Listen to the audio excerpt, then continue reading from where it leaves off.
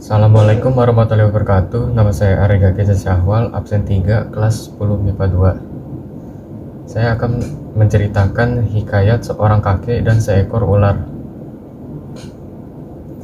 Pada zaman dahulu, tersebutlah ada seorang kakek yang cukup disegani.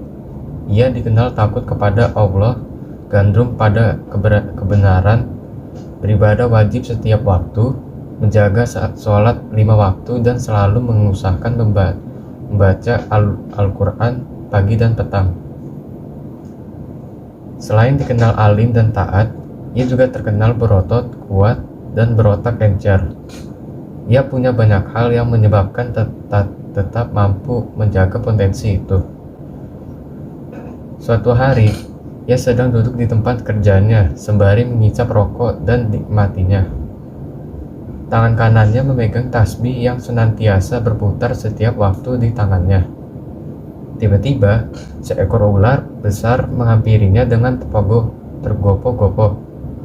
Rupanya, ular itu sedang mencoba menghindar dari kejaran seorang laki-laki yang membawa tongkat. Kek, panggil ular itu benar-benar memelas. Kakek kan terkenal suka menolong. Tolonglah saya, selamatkanlah saya agar tidak dibunuh oleh laki-laki yang sedang mengejar saya itu. Ia pasti membunuh saya begitu berhasil menangkap saya. Tentunya kamu baik sekali jika kamu membuka mulut lebar-lebar supaya saya dapat bersembunyi di dalamnya. Demi Allah dan demi ayah kakek, saya mohon, kabulkanlah permintaan saya ini. Ulangi sumpahmu sekali lagi, pinta si kakek. Takutnya setelah mulutku kubuka, kamu masuk ke dalamnya dan selamat. Budi baikku kamu balas dengan kejulasan. Setelah selamat, jangan-jangan kamu malah mencelakai saya. Ular mengucapkan sumpah atas nama Allah bahwa ia tak akan melakukan itu sekali lagi. Usai ular mengucapkan sumpahnya, kakek pun membuka mulutnya sekira-kira dapat untuk ular itu masuk. Sejurus kemudian, datanglah seorang pria dengan tongkat di tangan. Ia menanyakan keberadaan ular yang hendak dibunuhnya itu. Kakek mengaku bahwa ia tidak melihat ular yang ditanyakannya dan tidak tahu di mana ular itu berada. Tak berhasil menemukan apa yang dicarinya, pria itu pun pergi. Setelah pria itu berada agak jauh, kakek lalu berbicara kepada ular. Kini kamu aman, keluarlah dari mulutku agar aku dapat pergi sekarang.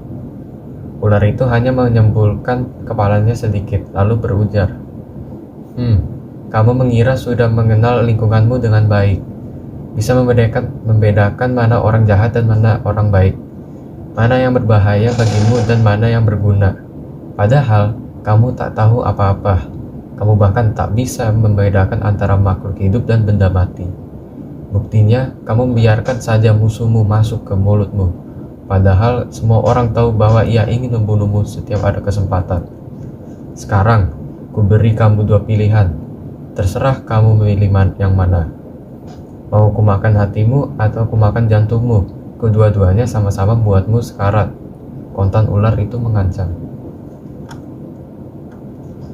La haula wala quwata illa billahil aliyil azim. Tiada daya dan kekuatan kecuali bersama Allah yang maha tinggi dan agung. Bukankah aku telah menyelamatkanmu, tetapi sekarang aku pula yang hendak kamu bunuh. Terserah kepada Allah yang maha esa sajalah. Dia cukup bagiku sebagai penolong terbaik. Sejurus kemudian kakek itu tampak terpaku, shock dan kejadian yang tak pernah ia duga sebelumnya. Perbuatan baiknya berubah penyesalan. Kakek itu akhirnya kembali bersuara. Sebejat apapun kamu, tentu kamu belum terlupa pada sambutanku yang bersahabat. Sebelum kamu benar-benar membunuhku, izinkan aku pergi ke suatu tempat yang lapang. Di sana ada sebatang pohon tempatku biasa berteduh.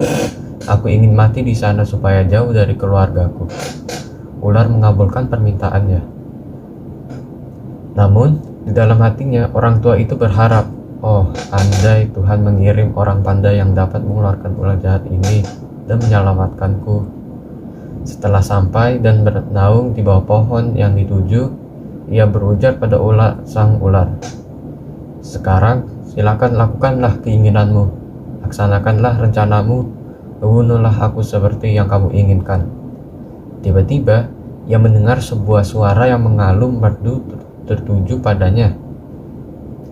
"Wahai kakek yang baik budi, penyantun dan pemurah, wahai orang yang baik rekam jejaknya. Ketulusan dan niat hatimu yang suci telah menyebabkan musuhmu dapat masuk ke dalam tubuhmu. Sedangkan kamu tak punya cara untuk mengeluarkannya kembali. Cobalah engkau pandang pohon ini, ambillah daunnya beberapa lembar lalu makan. Semoga Allah sentiasa membantumu." Anjuran itu kemudian ia amalkan dengan baik sehingga ketika keluar dari mulutnya, ular itu telah menjadi bangkai. Maka bebas dan selamatlah kakek itu dari bahaya musuh yang mengancam hidupnya. Kakek itu girang bukan main sehingga berujar, Suara siapakah itu yang tadi? Saya dengar sehingga saya dapat selamat." Suara itu menyahut bahwa dia adalah seorang penolong bagi setiap pelaku kebajikan dan berhati mulia. Suara itu berujar, "Saya tahu kamu dizalimi, maka atas izin Zat yang Maha Hidup dan Maha Berdiri sendiri, saya datang menyelamatkanmu." Kakek bersujud seketika dan tanda syukurnya kepada Tuhan yang telah memberi pertolongan dan mengirim seorang juru penyelamat untuknya. Sekian dari ayat ini. Mohon maaf ada salah kata. Wassalamualaikum warahmatullahi wabarakatuh.